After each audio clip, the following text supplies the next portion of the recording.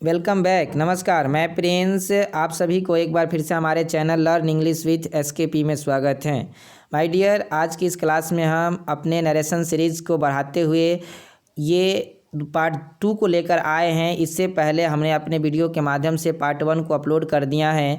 अगर जो लोग इस वीडियो को पहली बार देख रहे हैं, हमारे पार्ट 1 वाली वीडियो को नहीं देखे हैं, तो मैं उनसे रिक्वेस्ट करूंगा कि सबसे पहले आप हमारे नरेशन सीरीज़ के पार्ट 1 वाले वीडियो को देखने का प्रयास करें। आई होप कि आपको ज़्यादा समझ में आएगा, क्योंकि नरेशन एक लंबा चैप्टर होता है और बहुत सारे स्टूडेंट के मन में ये भ्रम रहता है कि सर इतना ज़्यादा ये कॉम्प्लिकेटेड चैप्टर है कि समझ में नहीं आता है कब पर्सन चेंज होता है, कब टेंस चेंज होता है। तो माय डियर, इसके लिए मैंने कुछ पार्ट वाइज करके वीडियो को लाने का प्रयास किया है। तो सबसे पहले मैंने पार्ट 1 लेकर आया था। आज के इस सीरीज आज का जो सीरीज है वो हमारा पार्ट 2 है। तो जो लोग नए हैं, सबसे पहले उस वीडियो को देखें। आइए आगे हम जानते हैं। मैंने बताया था आपको कि to change direct to indirect narration, basically there are 2 rules. Narration को चेंज करने के लिए मुख्य रूप से हम 2 रूल का यूज करते हैं, बस 2 रूल का, एक जनरल रूल और एक स्पेशल रूल। तो हम लोग जनरल रूल को पढ़ रहे थे। General rule are divided into 3 parts. मैंने उसमें भी इस बात को बताने का प्रयास किया था। जनरल रूल को हम मुख्य रूप से 3 भागों में डिवाइड करते हैं। पहला चेंज ऑफ पर्सन, कि हम पर्सन को किस तरह से चेंज करेंगे। दूसरा चेंज ऑफ टेंस, कि हम लोग टेंस को कैसे चेंज करते हैं। और तीसरा change of other parts of speech. तो मैंने अपने पहले वीडियो के माध्यम से पर्सन को चेंज करने का तरीका बता दिया था, किस तरह से first person, second person, third person, सन बटा 123 के फॉर्मूले से हम चेंज करते हैं। अब और चेंज ऑफ टेंस को भी मैंने बताने का प्रयास किया था। उसमें को उसका एक रूल जो था मैंने बता दिया था, लेकिन आज चेंज ऑफ टेंस के ही दूसरे रूल को हम लोग पढ़ेंगे। तो माय डियर, जैसा कि आप स्क्रीन पर देख रहे हैं, change of tense, there are 3 phases of change of tense. मैंने आपको बताया कि टेंस को चेंज करने के लिए तीन तरह के फेज होते हैं, 3 तरह के रूल मैंने बनाया है और होते ही हैं। ऐसे तो कई तरह से समझाया जा सकता है, बट हमने उसको 3 फेजेज में बांटने का प्रयास किया है। पहला फेज क्या था, मैंने उसको बताने का प्रयास किया था, बता भी दिया था कि पहले फेज के माध्यम से मैंने आपको बताया था कि अगर रिपोर्टिंग स्पीच प्रेजेंट टेंस में रहे और फ्यूचर टेंस में रहे, तो हम किसी प्रकार के टेंस में कोई परिवर्तन नहीं करते हैं। आज हम पढ़ेंगे कि इफ़ द रिपोर्टिंग स्पीच, अगर रिपोर्टिंग स्पीच, आई होप कि आपको समझ में आ रहा है रिपोर्टिंग स्पीच। अगर समझ में नहीं आ रहा है कि ये रिपोर्टिंग स्पीच क्या होता है, तो आप हमारे पहले वीडियो को ज़रूर देखें। आई होप उसके बाद अगर आप ये देख रहे हैं तो आपको ये सारे सवाल नहीं उठेंगे कि रिपोर्टिंग स्पीच क्या है, रिपोर्टेड स्पीच क्या है।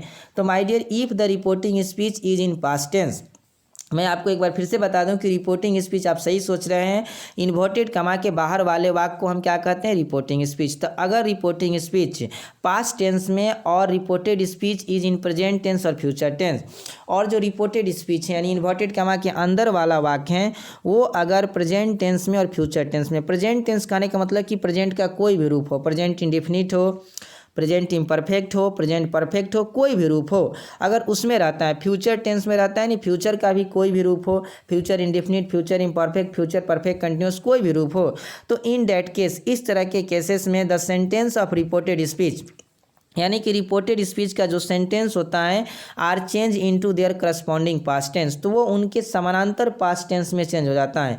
करस्पॉन्डिंग पास्ट टेंस में हम उसको चेंज कर देते हैं। तो माय डियर, इससे यहाँ एक बात को याद रखना है कि अगर रिपोर्टिंग स्पीच यानी इन्वर्टेड कमा के बाहर वाला वाक्य पास्ट टेंस में हो, चाहे वो पास्ट के किसी भी रूप में हो, है ना, पास्ट इंडेफिनिट में हो, पास्ट इम्परफेक्ट में, जैसे यहाँ देखते हैं ही सेड, तो सेड लगा हुआ है तो किस टेंस में, पास्ट टेंस में। मोहन सेड टू मी, तो सेड लगा है तो किस टेंस में, पास्ट टेंस में। तो अगर रिपोर्टिंग स्पीच पास्ट टेंस में होता है तो रिपोर्टेड स्पीच में कौन सा टेंस होना चाहिए, केवल प्रेजेंट टेंस और फ्यूचर टेंस, पास्ट टेंस नहीं, केवल प्रेजेंट टेंस और फ्यूचर टेंस अगर हो तो हम उनके करस्पॉन्डिंग पास्ट टेंस में उनको चेंज कर देते हैं, समानांतर पास्ट टेंस में चेंज कर देते हैं। ये करस्पॉन्डिंग पास्ट टेंस थोड़ा सा आपको लग रहा है क्या है, तो आइए मैं आपको आगे बताने का प्रयास करता हूँ।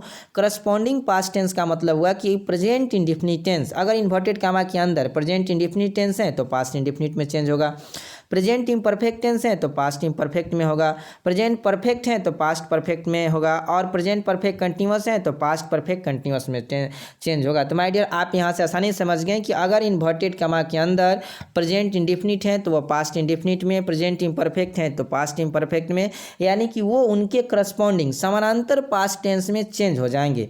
कब, 2 कंडीशन है कि इन्वर्टेड कमा के बाहर आप एक बार देखेंगे इसको, पीछे मैं आपको दिखाना चाहूँगा कि इन्वर्टेड कमा के बाहर ये वाला जो वाक्य है ही सेड टू मी, ये किस में होना चाहिए, पास्ट टेंस में होना चाहिए। यानी इन्वर्टेड कमा के बाहर वाला वाक्य रिपोर्टिंग स्पीच पास्ट टेंस में होना चाहिए। तो हम क्या करते हैं कि करस्पॉन्डिंग उसके टेंस में पास्ट टेंस में चेंज कर देते हैं। तो आई होप कि आप यहाँ से ये समझ चुके हैं करस्पॉन्डिंग पास्ट टेंस क्या होता है। तो उसके समानांतर past tense present indefinite past indefinite में, प्रेजेंट इम्परफेक्ट पास्ट परफेक्ट में।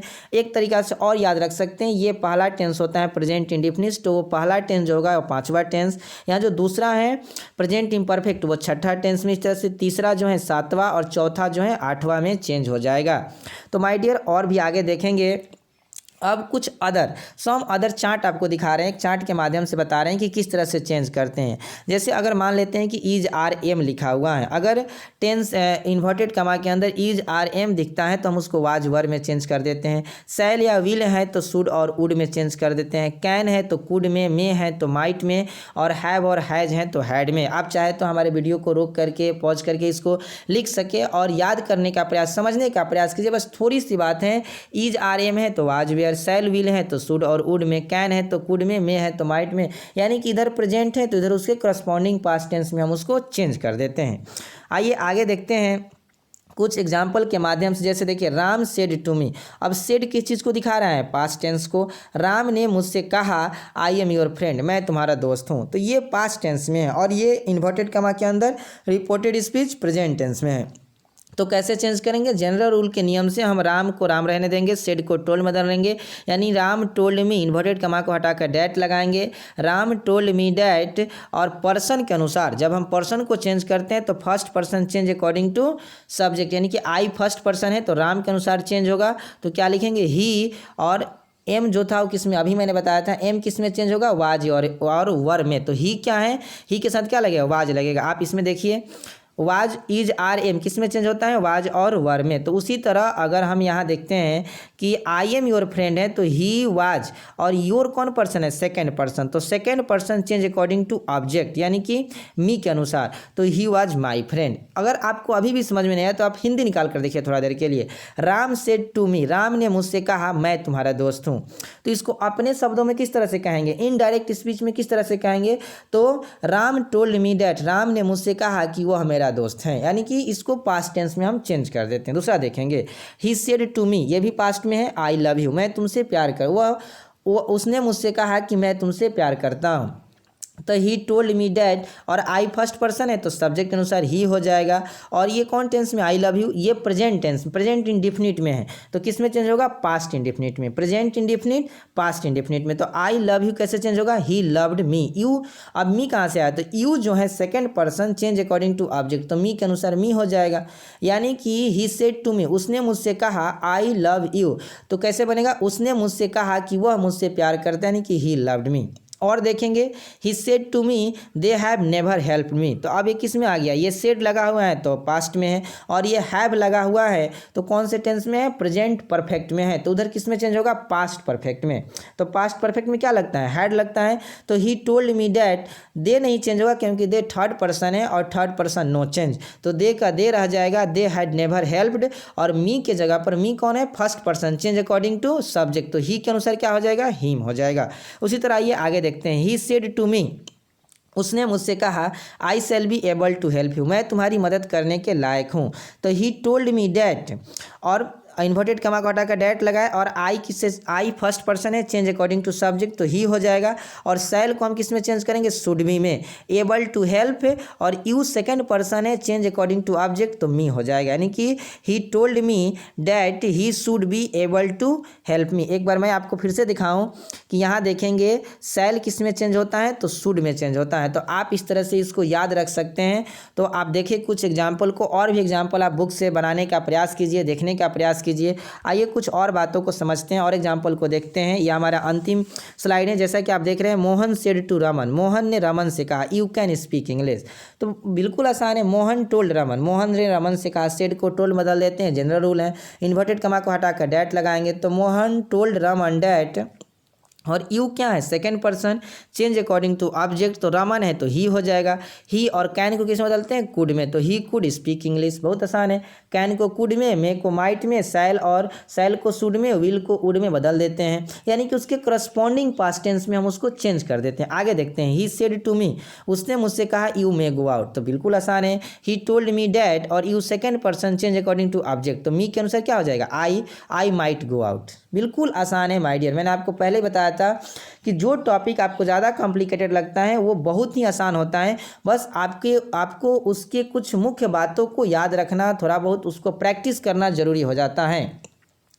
अब देखिए आगे है, ही सेड टू स्नेहा, उसने स्नेहा से कहा I am doing my work, मैं अपना काम कर रहा हूँ। कौन टेंस है, तो यहाँ आप देख रहे हैं कि प्रेजेंट इम्परफेक्ट टेंस, यानी कि एक तरह से सीरियलाइज देखें तो ये दूसरा टेंस है, प्रेजेंट का दूसरा टेंस है प्रेजेंट इम्परफेक्ट टेंस, और ये तो आपका देख रहे हैं कि पास्ट में है ही। तो ही टोल्ड स्नेहा, उसने स्नेहा से कहा that I first person change according to subject, तो ही और एम बदल जाएगा वाज में, ही वाज डूइंग, और माई जो है वो फर्स्ट पर्सन है, चेंज अकॉर्डिंग टू सब्जेक्ट, तो ही के अनुसार हीज हो जाएगा, यानी कि he told Sneha that he was doing his work. आगे देखेंगे, Ram said to me, Ram ने मुझसे कहा they have never helped me, तो वही फिर से शायद रिपीट हो गया है, Ram told me that they had never helped me, यानी कि दे चेंज नहीं होता है और हैड ये हैव है तो हैड में चेंज हो जाएगा।